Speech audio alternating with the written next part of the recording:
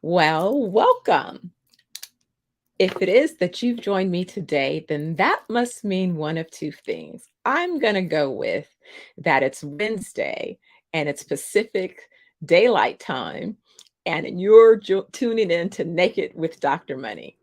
And so, welcome. I'm happy that you've joined me again today as we continue this conversation around mindset, motivations, and manifestations.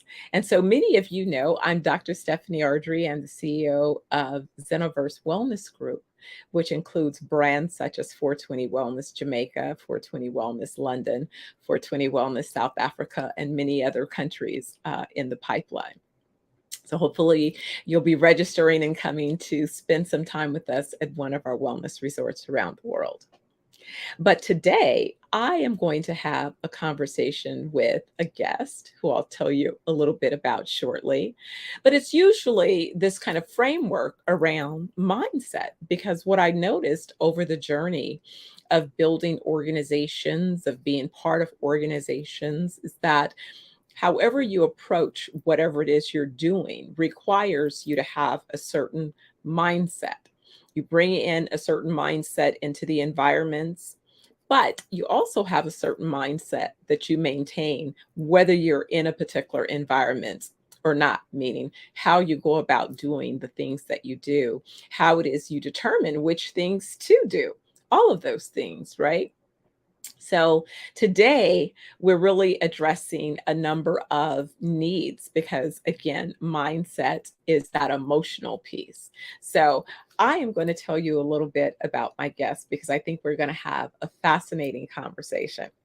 So, in case you haven't had an opportunity to read one of his many collection of books, I would urge you to go out and look up Chef Keidi.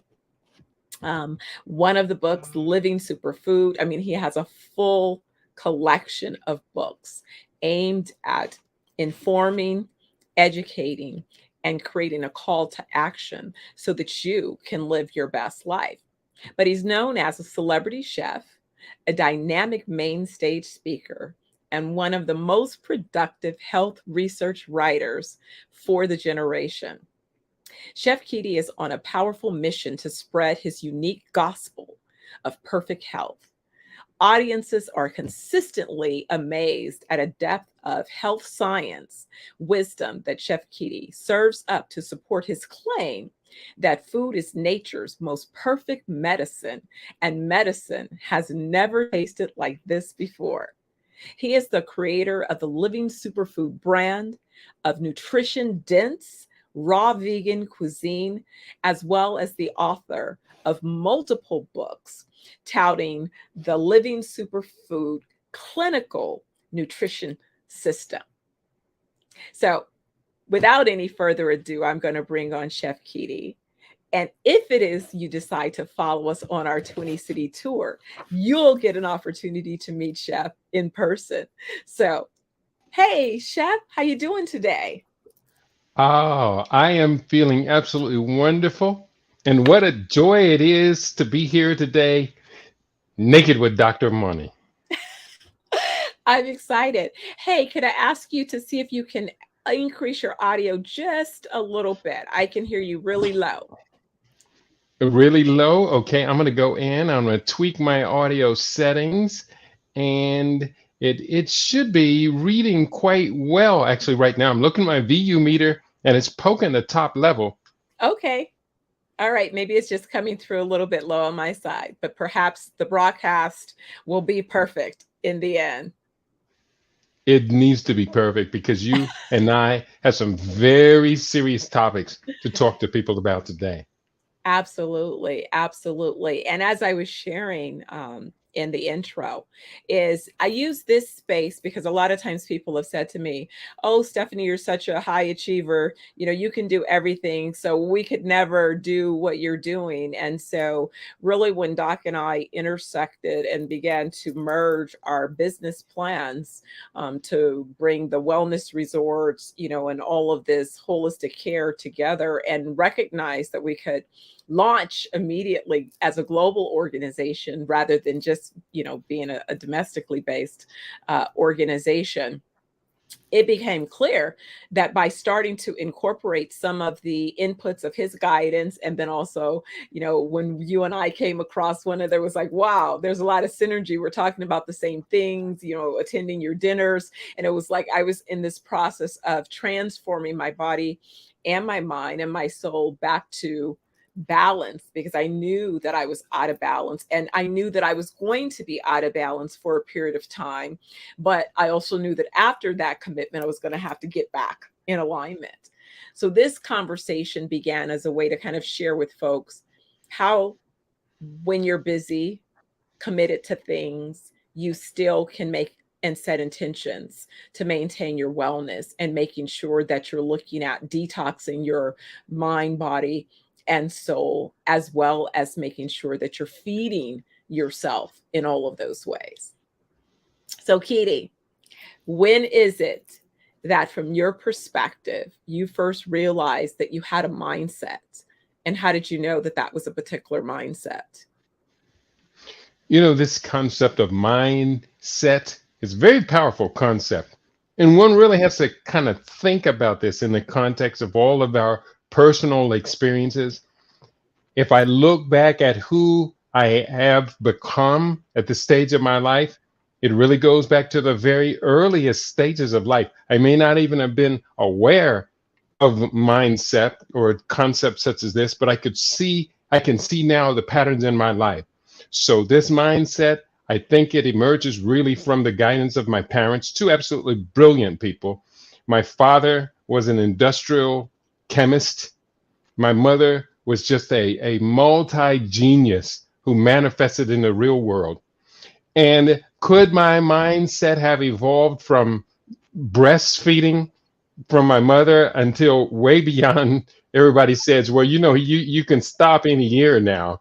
But for me, I was on my mother's bosom up until the entirety of our life together. She died when I was 7.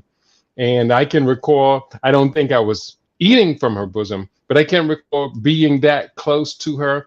Now I know when we're talking about mindset, much of that is the organic mind, the neurological system, the brain structure of gray matter, etc.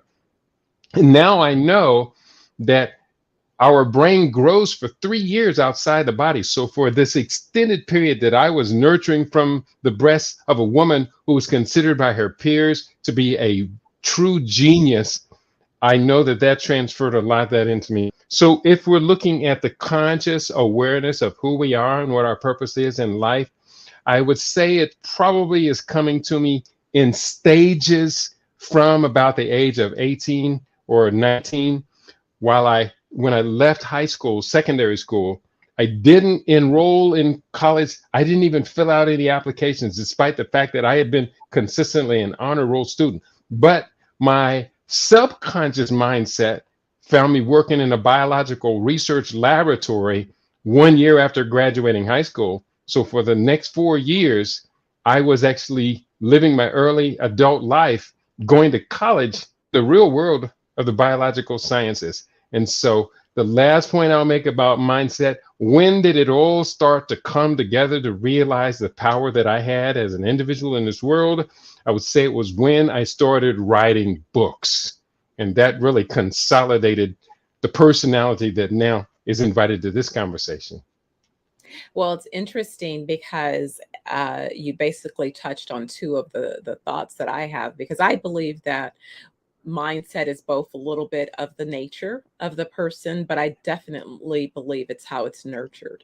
And I think that that's why this conversation is so important, because the intention is to help people think about it, especially parents with young kids, because it's really when your kids are very early, young, their personalities. It's sort of like the analogy my mother used to use when we would talk about, being connected to source, being connected to spirit source. And one of the analogies that she used very early on is it's sort of like each of us are like a television set you buy from the store. We're complete, whole, and perfect. But when we're plugged into source, then we really function. We're able to function based on everything that's there. And so source in the beginning is a combination of the spirit source before it is we connect in the womb, and then before we exit the womb, we're connected to source.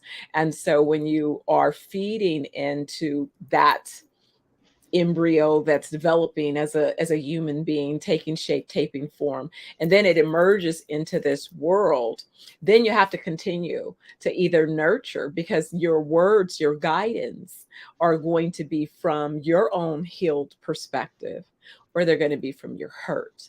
And so when you're sowing into or responding to, because what it is sometimes is, I think young people, they're finding their way. So they're expressing themselves. And sometimes we shut them down. I've seen this happen so often. You see a young person moving around, go sit down and be still. Oh, that person is so energetic. Well, that's part of their DNA, unless it is that they're overloaded with sugar, or it's a nutritional problem that's causing them to have the inability to manage their body. If that's not an issue, then the rest of it is their nature. So they have extra energy. So you've got to give them some tools, to help dispense some of that energy in a healthy way, instead of saying, oh, go sit in a corner because you're moving around, you're behaving. That's unfortunately a harmful approach to that energy, which I think begins to influence the mindset, because you slowly begin to subtly make that person feel that who they are showing up in a space, that their energy is not welcome in that space, which begins to frame a sort of boundary around their mindset. Well said.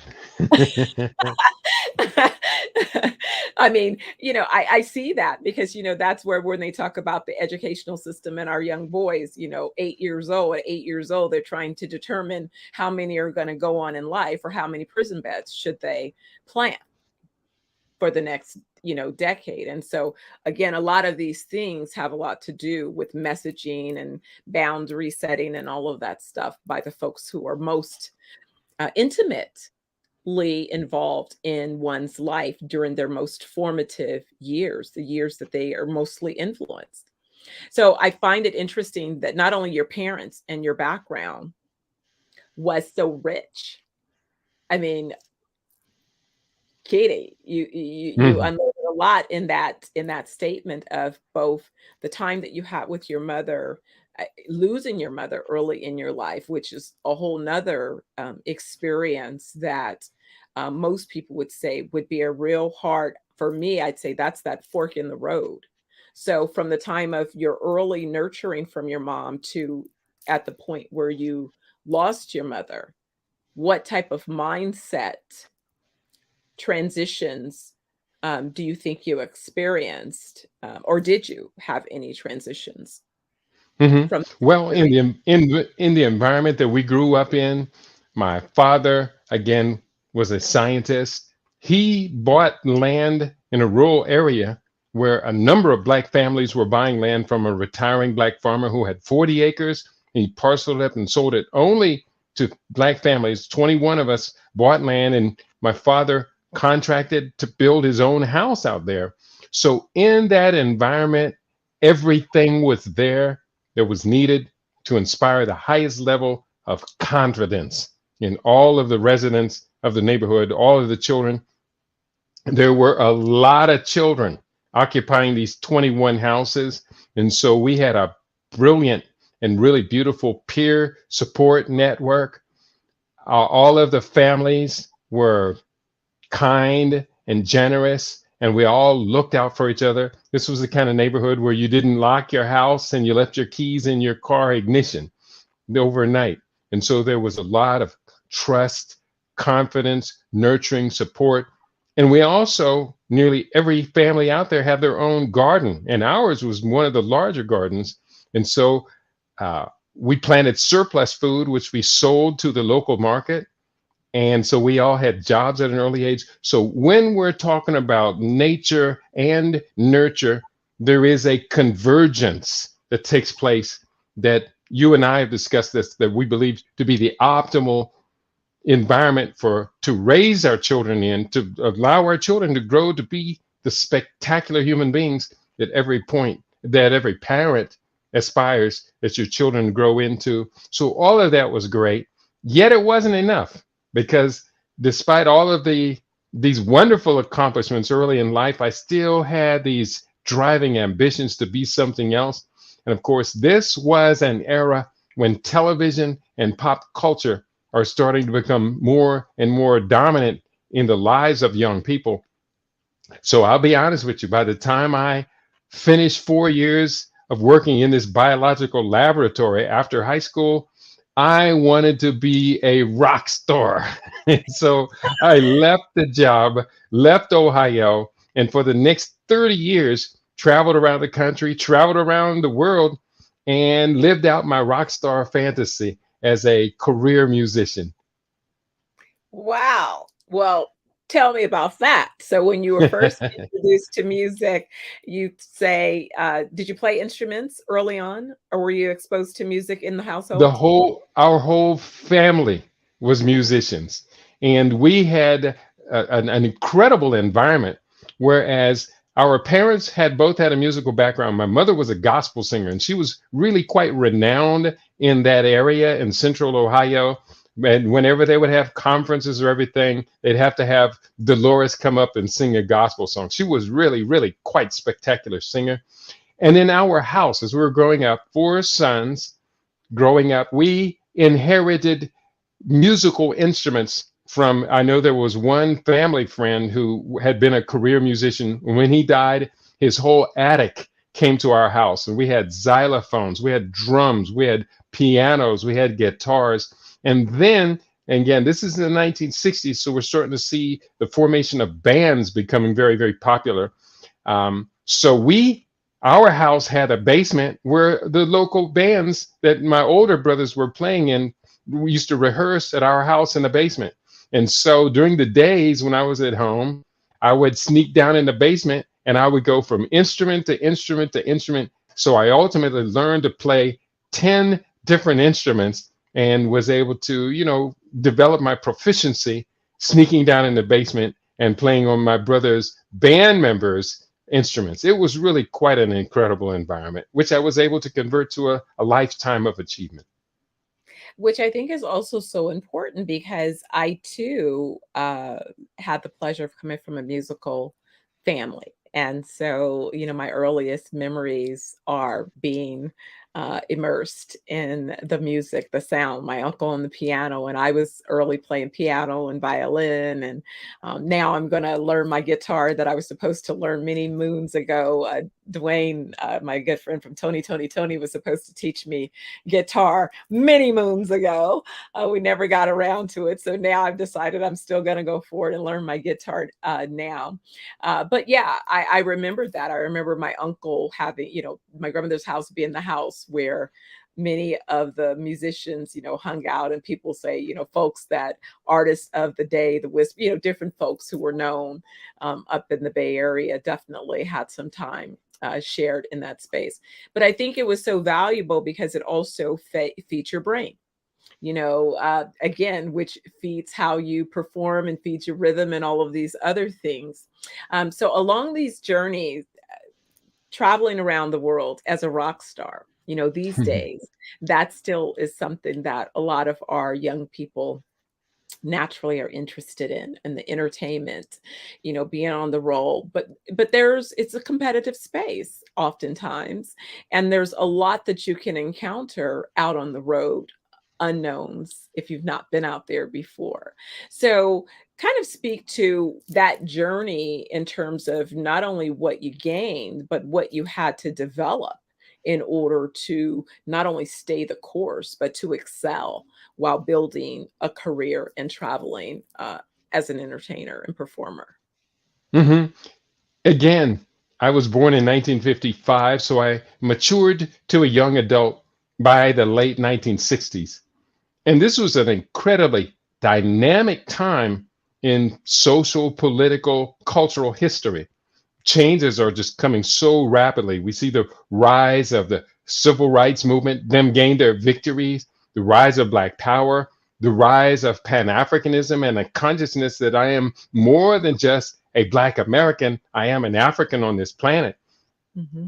And so when it comes to the evolution of the personality in such a dynamic, rapidly changing era. The innovations of television, and then we saw the internet come in and computers come in with such rapid changes going on. And the fact that during this time period, for the better part of over a decade, I was on the road traveling for a minimum of about 10 months during the year. So it forced me and my lifestyle to become incredibly adaptive.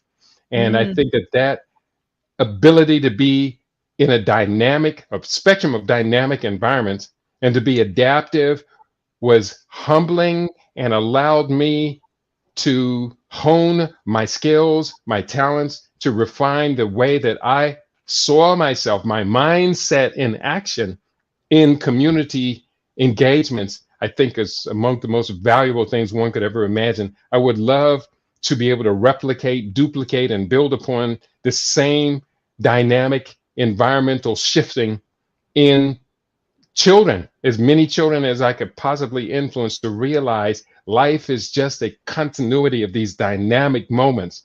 So don't waste any of them. Get all that you can get from all of them. And if I could go back and talk to my younger self, I would just say a couple of things. I did a good job of not spending my money on pointless consumerism and other diversions, alcohol and drugs and things. I did a really good job of concentrating my money into what I perceive to be long-term investments.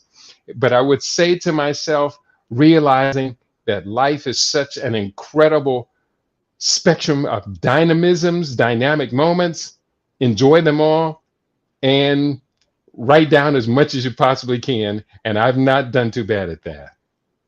exactly. I think that you've certainly created a history of lessons to be learned. And actually, let's talk a little bit about that because I find you to be a pretty prolific writer and your work to be very well researched. So, when did you begin to recognize kind of that part of you required a space? Was it after you were touring, you sort of said, okay, well, now let me transition into my next chapter?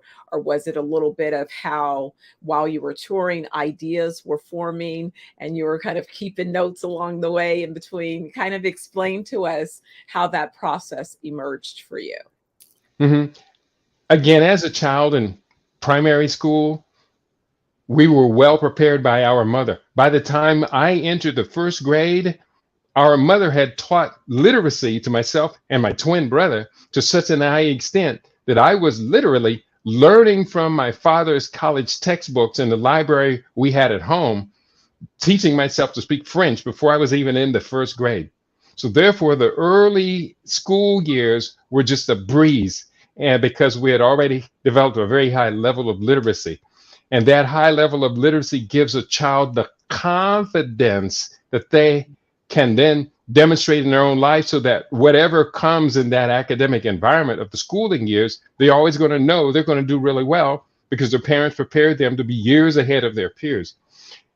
Beyond that, I fell in love with writing poetry when I was in junior high school. Later, that manifested in my life in writing some 300 songs as a professional musician, some 80 or more of which eventually made it onto sides of records and albums and things.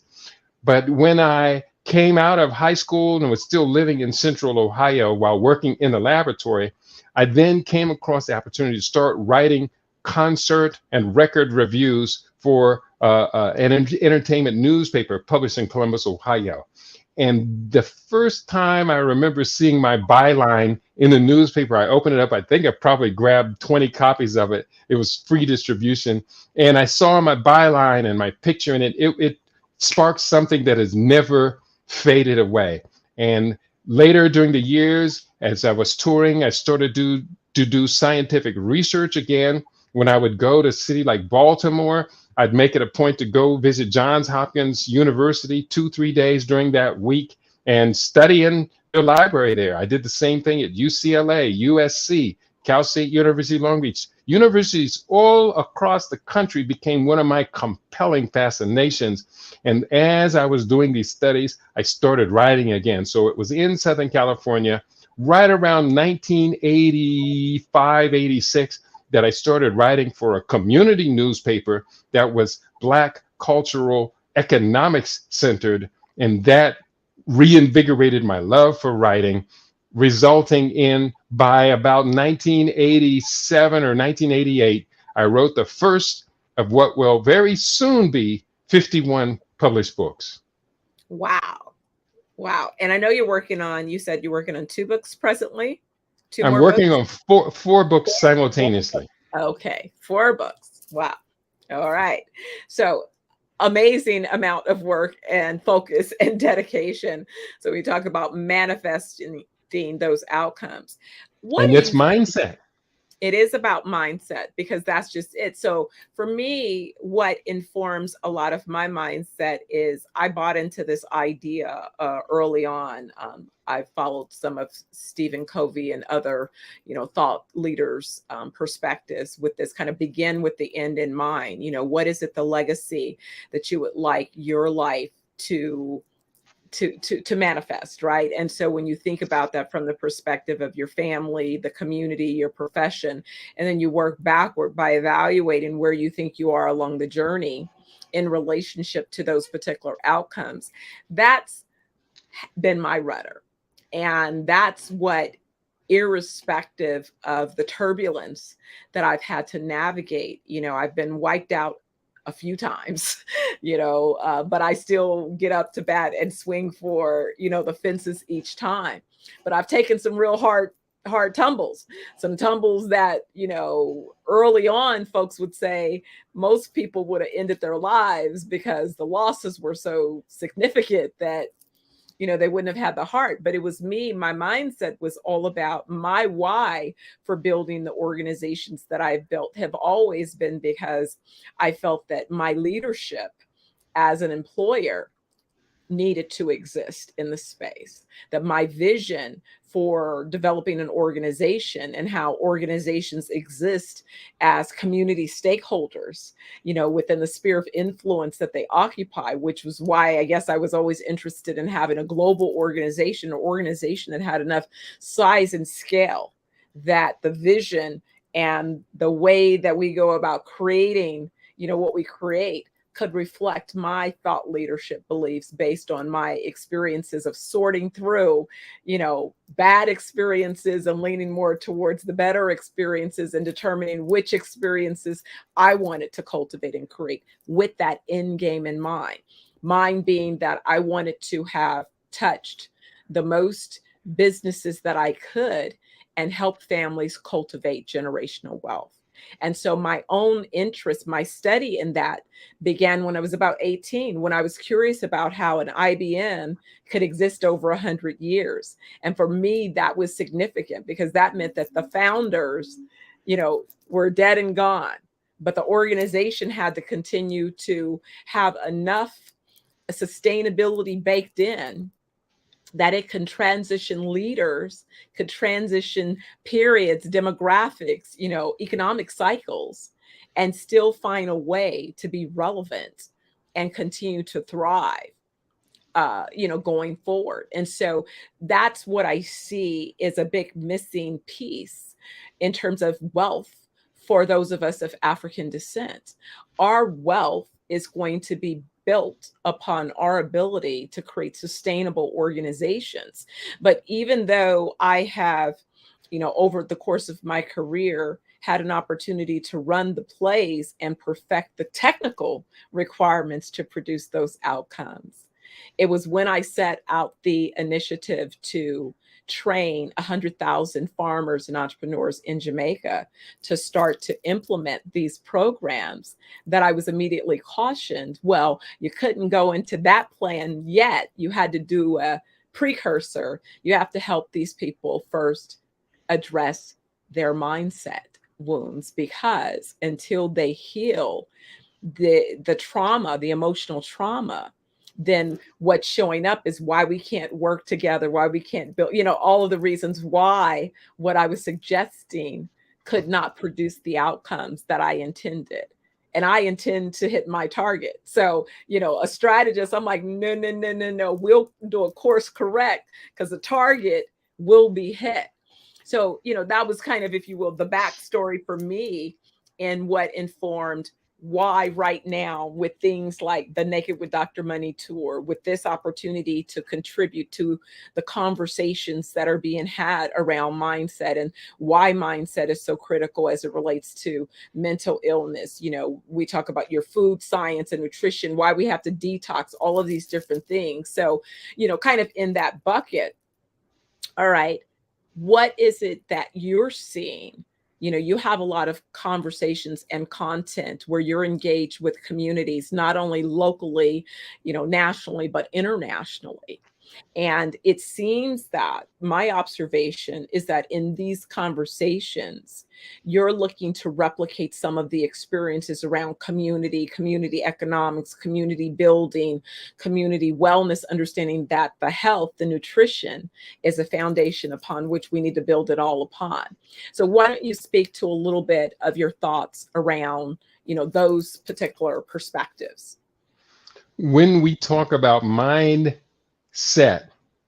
that to me implies a mental foundation.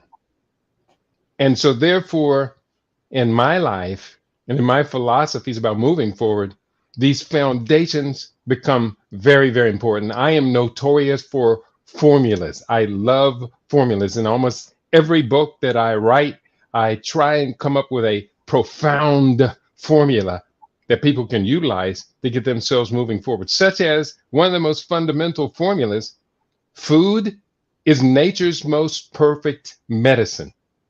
And of course, all of the things that would follow that. Well, Hippocrates said, let your food be your medicine.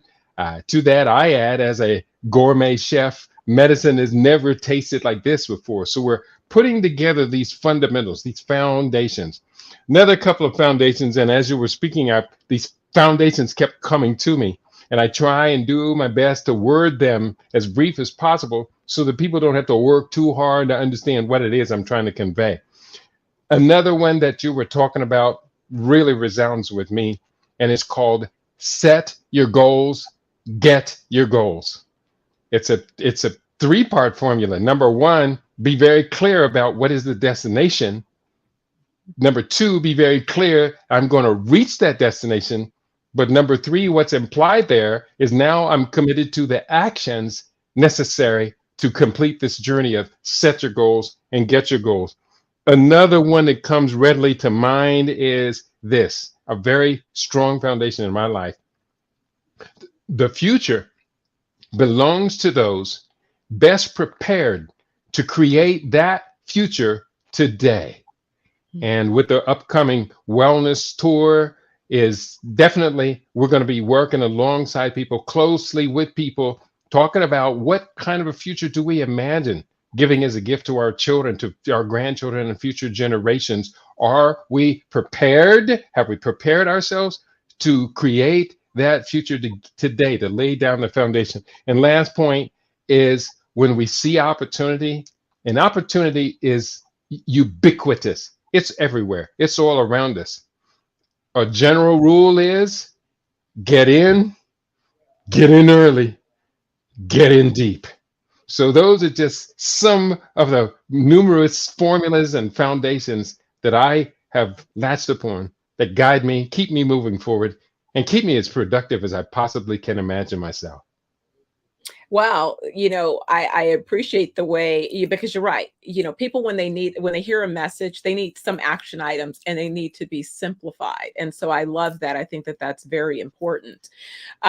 You and I know, Doc, have had conversations about one of your books in particular, The Blackest Soil, as we were talking most recently about many opportunities on the continent. So I'm wondering, as because when we think about this and we think about what we should be looking at, and as we're positioning ourselves, maybe share a few of the thoughts that you have, because I know we've talked about the ability for the world to be fed from the continent, which picks up on your last statement about opportunity. When I hear people reflect, or if you will, the R word, the recession word, is running around in the US, but those of us who study cycles, know that it's all cyclical, and that the cycles are not always for the purpose that you hear. They're intended for a different opportunity.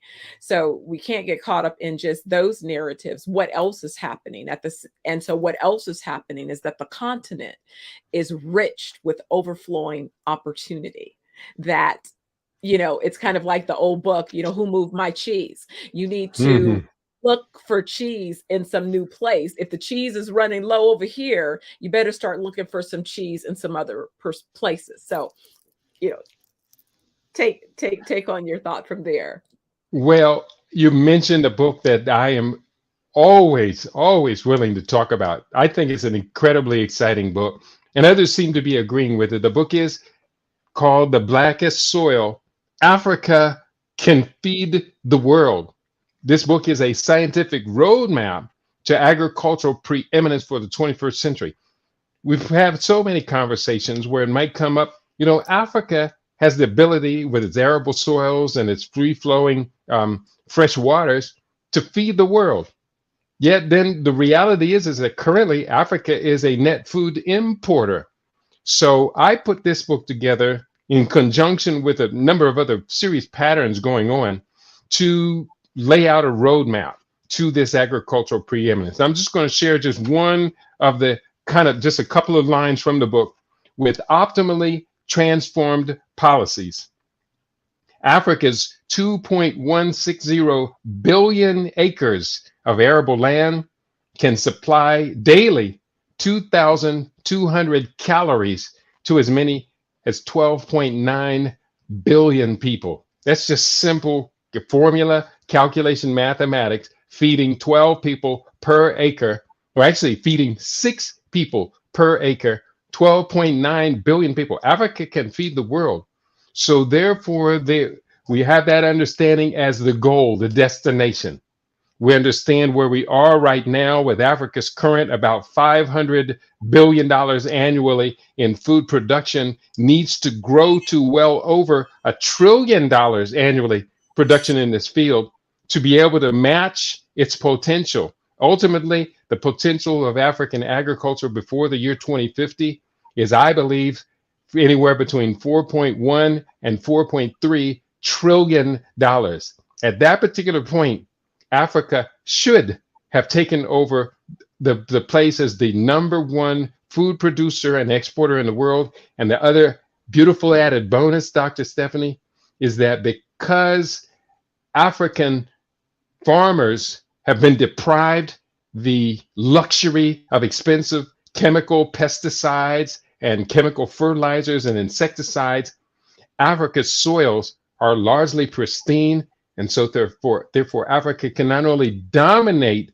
global food production and export, but it will be largely organically produced. That gives us an incredible advantage.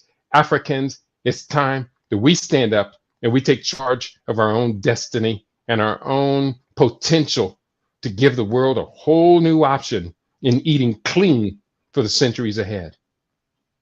And I think that that's so important because I think that, when people say, even in my early conversation, like, who knew you'd be in farming? And it's like, well, there's a point when you get real clear about your food supply, you may want to be, and when you That's think right. about, the supply chain and the value chain, you don't have to be the one out tilling the land if that's not your particular area of expertise. You can participate somewhere within the supply chain to help That's make right. these things happen. And so, as a businesswoman, what I know that I know how to do is organize business, labor, materials, capital, right? And create infrastructure that can then be capitalized and that can be structured in such a way that is sustainable and is scalable. So, taking into consideration what it is that I know how to do, that I've done well, I've run this play over and over again, it's easy for me to know what my lane is, right? I got it. I got my lane. But within that,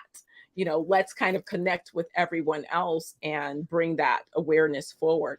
So I'm really excited because what I see is I'm seeing through the same lens that you're seeing, is I see opportunity, and I see more opportunity than there are even people, signing up to participate in those opportunities. And so it's kind of that paradigm shift and the mindset of recognizing, why are we all running over here, 100,000 of us trying to go after 5 opportunities when there's 100,000 opportunities and there's not even 5 people going after those. It's like, right. Right. I'm just saying, think about it. That's really what it's all about, is understanding, where is there an opportunity? Where is there a need? What problem is it that you can solve? Where is there more demand than there is sufficient supply? That's where you go and find a business opportunity. That's That's right. how to build a sustainable organization.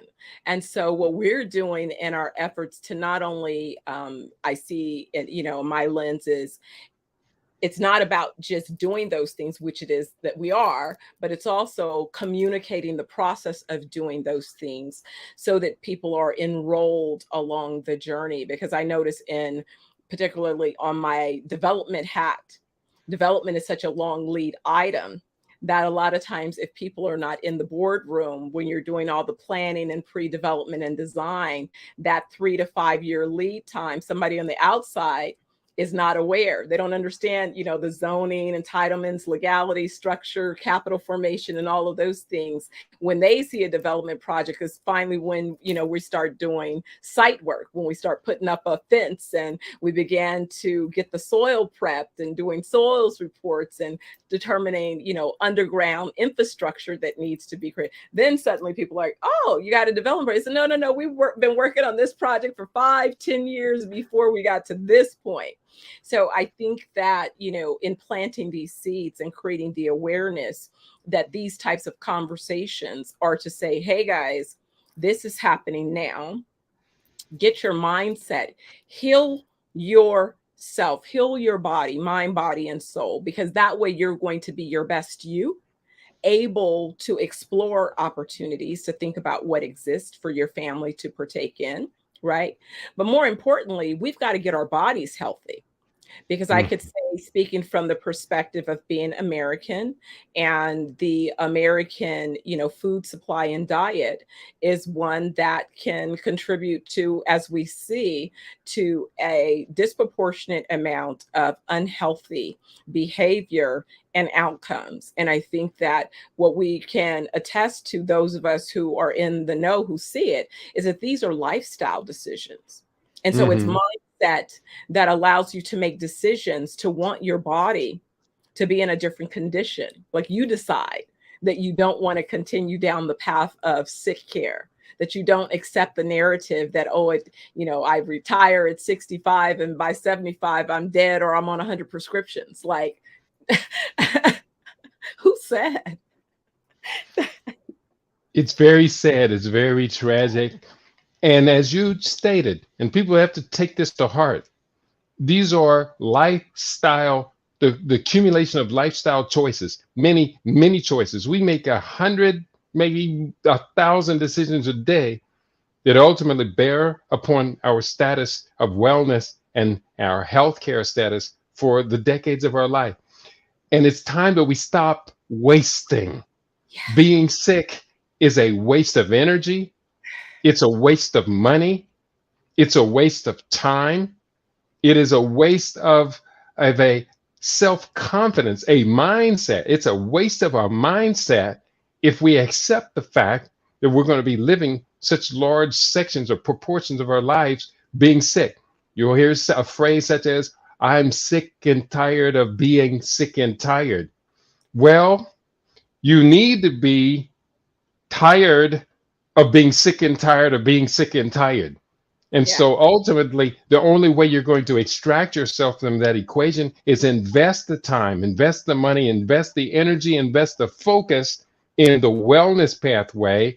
And then you no longer have to make that claim, I'm sick and tired of being sick and tired. People, we can do this. We can do better than that.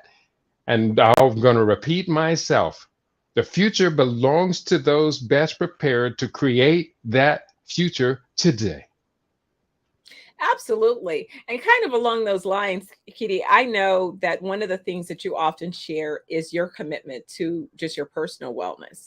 You have several push-up records that uh, people are actively watching, and some in awe, some in a little bit. You got a little fire going under some folks we know in common. Not gonna say no names, but Yeah, it's a family affair. You but know, here's wellness rituals, wellness practices, wellness exercises, we can approach them begrudgingly, or we can approach them. Here's a chance to dance with my own body, my own character. Let's get this party started. absolutely. And to me, that's it because, I have a client that I'm working with. She's in the process of opening up a memory care facility. And I said, not to steal from another organization that considers itself the happiest place, on the world. But the idea to Mhm. me is any place that I'm spending my time from now to however many days, hours, minutes I have remaining, every day I'm expecting to be in the happiest place. You know what I'm That's saying? So right. we have to think of how do you bring that, and you bring that in a combination of ways. You physically have to move your body and be engaged. I love to dance. I love music. So, I plan to be dancing all the way till I can't dance no more. Right. I plan to be moving and engaged, and I hope to be laughing and, sharing good times, exchanging high vibration energy because I know that that's what makes me feel my best. I love it when I'm bouncing off the ceilings. And so I think it's fabulous that, not only are you who you say you are, but you demonstrate that by your actions, because that to me is what I say how I evaluate the truest of what a teacher really is. A teacher spends time learning and teaching, and teaching not only through their articulation, but really through their demonstration. Because I think Mhm. that people can model what they see. So you hear what I say, but you watch what I do. And if it is that I'm doing what I'm saying that I'm committed to, then I begin to leave, if you will, breadcrumbs on how you too can follow along that path. And I know that that's what I think of when I think of you. You have continued to contribute texts and knowledge, very well researched publications that really should become required reading for families, as they continue to develop. And I know that as we open up our resorts around the world, we will always have your books stocked in our libraries, because I'm about that kind of, knowledge and making it accessible, because I want people to go and sit in our library, and every property will have a library or reading room somewhere, because if otherwise I wouldn't be being true to who I am. That's, a signature Mhm. of who I am, and that's something that I love to do. And I think that you pass it on. Our young people get enrolled and engaged in reading, much like you shared, having a home library. I was a young person exposed to a home library, a early selection of law books and everything. And I read all of it. I was reading about forming corporations at, 8, 9 years old. Nobody told me to go Mhm. read the legal books. I was curious. So I decided to read about corporations. Who knew? you know, and Mhm. so I am true to That's right. I am true to, and that's where we talk about that nature, right? But I was nurtured to believe that it was okay to have those interests. There's like, it's a little weird, but okay, that's who Mhm. she is. So with that, before we go, Keidi, just any last thoughts that you may want to share as nuggets, going forward. Obviously, you and I will continue to have conversations. We're going to be able to bring our conversations live through our tour. But tell me, what are some thoughts that may have emerged, and some last comments that might be meaningful? First, I want to build upon the very point that you were making, the value of literacy in raising a citizen up to their greatest potential, raises us up to be the greatest contributors to our family And I still do believe, and I know you do, believe in the family as the most fundamental, basic unit of living, that we love and we live inside of extended family units. That's all very important. But literacy is much, much too precious for us to default and allow it to be displaced by electronic media, social media, and all of these distractions that have raised up in our generation. Further, I'm just going to encourage everybody out there to look deep inside. Do it today. Do it soon. Get in early, get in deep. Or get into yourself. Get into your drives, your motivations, your ambitions. What particular skills set and resources did the Creator embed within your mind, your body, your spirit, your soul, and then bring you to this world, let you loose on this world, and instruct you to do great things in the limited amount of time that we have available? Life is dynamic. Life is beautiful. Life is loving. Life is giving. Life is so great that we even aspire for longevity so that we can have more life to do more great work. And if anybody wants to know more about what I do, I encourage you to look for my books on my personal website, Keidi, Keidi.biz. Amazon is very fortunate. I think they have 43, 44 of my books up now, and I'm going to be sending them 2 more books within the next 7 days. So we're here. We are bold, we are brilliant, we're foresightful, but we need a lot more support from the community to which we've committed ourselves. That's a good message for today, I hope. Oh, that's a brilliant message for today. And it definitely leads into how we hope to connect with people as we go around the country and the world, as well. So certainly looking forward to connecting and being able to give people tools. But you're right. You have to be interested in those tools. We can't just bring you solutions if you're not interested in receiving those solutions. So absolutely, it requires a two-way relationship. And we want to develop that relationship with you for your wellness and your wealth. Awesome. Absolutely. It's a great Absolutely. message. Well, Keidi, thank you again. I'm so excited that we had this opportunity for this conversation. I've been eager to get a chance with you. So thank you again for your time today. And I look forward to our next conversation. It's been a great conversation, Dr. Stephanie.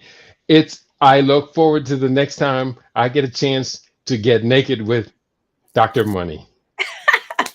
Peace and Fantastic. prosperity. All right. Take care. Well, guys, I want to thank you again for tuning in for this episode of Naked with Dr. Money with my guest, Chef Keidi. I hope you enjoyed our conversation and maybe we planted a few seeds, gave you a few nuggets for consideration. And guess what? If it's Wednesday, Pacific Daylight Time, tune in to Naked with Dr. Money, and I will see you again soon. Be well.